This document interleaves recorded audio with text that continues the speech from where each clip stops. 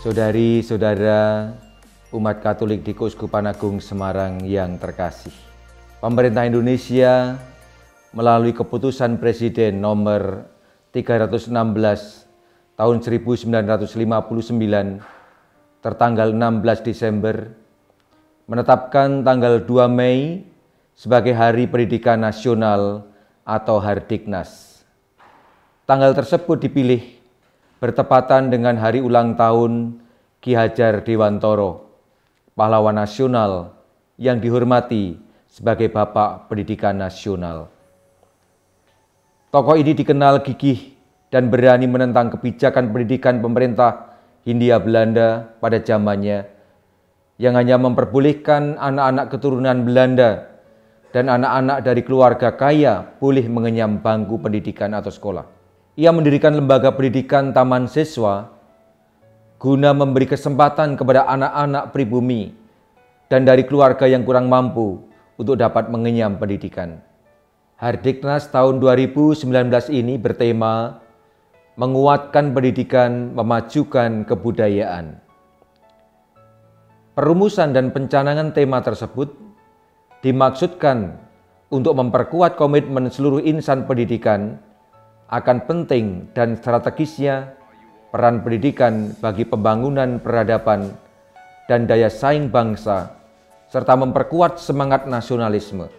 Secara khusus, Keuskupan kita menegaskan bahwa untuk memperkuat komitmen seluruh umat akan penting dan strategisnya pendidikan tersebut, kita perlu belajar dari Tuhan Yesus Kristus yang Maha Rahim dan berbelas kasih. Yesus memandang setiap pribadi sebagai sesama dan saudara yang sedemikian berharga hingga pantas untuk mendapatkan belas kasih-Nya, untuk dihargai dan dihormati, serta untuk diterima sebagai pribadi yang utuh. Sikap Yesus inilah yang semestinya kita hadirkan di lembaga-lembaga pendidikan Katolik dan kita jadikan spirit atau roh dalam mengembangkan pendidikan Katolik. Saudari-saudara umat Katolik di Keuskupan Agung Semarang yang saya cintai, dalam semangat belas kasih Yesus kepada kita umatnya dan dalam semangat keperpihakan Ki Hajar Dewantoro kepada bangsanya, kita ambil bagian dalam usaha pemerintah Indonesia melaksanakan pendidikan karakter. Pendidikan karakter merupakan upaya untuk membentuk sikap dasar para peserta didik agar berkembang menjadi pribadi-pribadi yang utuh, yang memiliki kepedulian dan tanggung jawab pada perkembangan sosial masyarakatnya. Kita sangat merindukan anak-anak kita berkat pendidikan di lembaga-lembaga pendidikan Katolik dan utamanya di keluarga-keluarga Katolik semakin bertanggung jawab, ndayani lan migunani, atau semakin berdaya dan berguna bagi masyarakat di sekitarnya. Pendidikan karakter ini diarahkan kepada perubahan cara berpikir, bersikap, dan bertindak seseorang sehingga menjadi lebih baik lagi.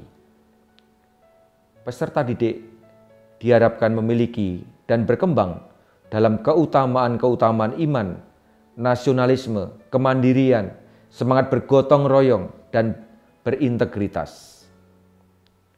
Lembaga-lembaga pendidikan dipanggil untuk mempersiapkan peserta didik secara keilmuan dan kepribadian, sehingga menjadi pribadi-pribadi yang kokoh dalam nilai-nilai moral, spiritual, dan keilmuan. Salah satu contoh pendidikan karakter yang mendesak dan sangat relevan adalah membangun kesadaran para peserta didik untuk lebih mencintai lingkungan hidup melalui gerakan pengurangan penggunaan plastik dan styrofoam. Direktur Jenderal Pengelolaan Sampah, Limbah, dan B3 Kementerian Lingkungan Hidup dan Kehutanan menyebutkan total jumlah sampah Indonesia di tahun 2019 ini akan mencapai 68 juta ton. Dan sampah plastik diperkirakan akan mencapai 9,52 juta ton atau 14% dari total sampah yang ada. Memprihatinkan bukan? Nah, di tengah perjuangan luhur tersebut, kita juga masih menjumpai situasi sekolah-sekolah Katolik di wilayah keuskupan kita ini yang mengalami penurunan kuantitas atau jumlah, penurunan kualitas atau mutu mitra didik yang didampingi. Peserta didik yang semakin sedikit membuat beban operasional banyak lembaga pendidikan bertambah berat dan pada gilirannya tutup satu demi satu. Kita tetap merindukan hadirnya lembaga-lembaga pendidikan Katolik yang kuat dan bermutu sebagai wujud peran serta gereja dalam masyarakat kita. Tetapi kita tahu bahwa harapan tersebut semakin sulit diwujudkan. Permasalahan yang muncul dan dihadapi sangat beragam, antara lain kurangnya fasilitas, terbatasnya tenaga pendidik, menurunnya daya saing, dan terbatasnya dana untuk penyelenggaraan pendidikan itu. Situasi ini semakin menyadarkan kita untuk ambil bagian dalam mewujudkan harapan gereja dalam bidang pendidikan. Kita sadar bahwa perwujudan harapan itu tidak mungkin hanya dibebankan pada para guru dan penyelenggara pendidikan Katolik, tetapi juga pada semua umat Katolik dan juga masyarakat yang seharusnya turut ambil peran dalam menanggapi keprihatinan tersebut. Saudari-saudara umat Katolik di Keuskupan Agung Semarang yang terkasih, pada kesempatan yang istimewa ini, saya ingin menyampaikan penghargaan dan rasa terima kasih saya kepada Anda semua yang telah berjuang di dunia pendidikan, khususnya kepada para guru, tenaga kependidikan, para pemerhati dan pejuang pendidikan, lebih-lebih kepada orang tua selaku pendidik pertama dan utama bagi putra-putri kita. Sumbangsih dan peran aktif Anda semua telah menjadi bukti yang nyata betapa penting dan strategisnya pendidikan ini senantiasa kita perjuangkan. Dalam karya dan keterlibatan itulah Anda semua telah menghadirkan wajah Kristus yang Maha Rahim dan berbelas kasih. Dalam perayaan iman pada hari Minggu Paskah kedua ini, yang sekaligus adalah Minggu Kerahiman Ilahi, marilah kita merenungkan sapaan Yesus kepada para murid-Nya. Damai sejahtera bagi kamu. Sabda yang menyejukkan, menumbuhkan harapan dan sukacita, seperti para murid juga bersukacita ketika mereka melihat Tuhan. Namun, Yesus tidak menghendaki bahwa sukacita itu hanya dialami dan dinikmati sendiri oleh para murid-Nya. Maka ia segera meneruskan sabdanya, "Sama seperti Bapa mengutus aku, demikian juga sekarang aku mengutus kamu." Para murid diutus oleh Yesus untuk membagi berita sukacita pembebasan, yakni pembebasan dari belenggu dosa. Jikalau kamu mengampuni dosa orang, dosanya diampuni. Dan jikalau kamu menyatakan dosa orang tetap ada, dosanya juga tetap ada. Damai dan sukacita Paskah salah satunya harus mendorong kita untuk menjalankan perutusannya menghidupi dan mengembangkan pendidikan Katolik sebagai sarana untuk menghadirkan wajah Kristus yang berbelas kasih.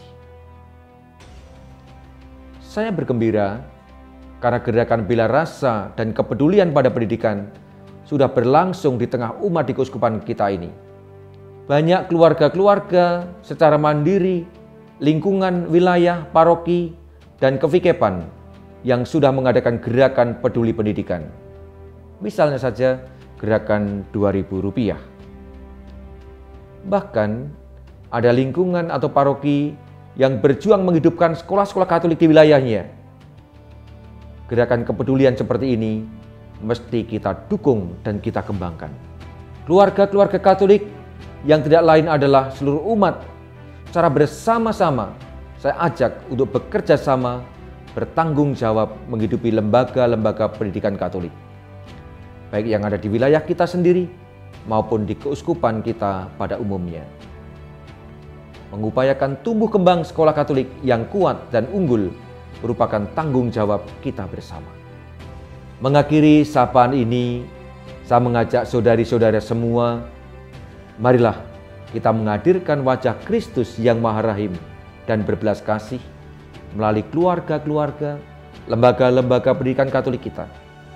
Kita jadikan lembaga pendidikan Katolik sebagai saluran warta gembira agar budaya kasih menjadi sikap dasar masyarakat kita dalam menjalani hidup berbangsa dan bernegara di Indonesia ini. Dan sekarang marilah kita mohon berkat Tuhan untuk kita semua, untuk pendidikan Katolik, dan juga untuk keluarga-keluarga kita. Tuhan bersamamu. Saudara sekalian, keluarga kita, dan seluruh pelayanan pendidikan kita senantiasa dibimbing oleh berkat Allah yang Maha Kuasa, Bapa, Putra, dan Roh Kudus. Matur nuwun, sugeng Paskah, dan berkah dalam.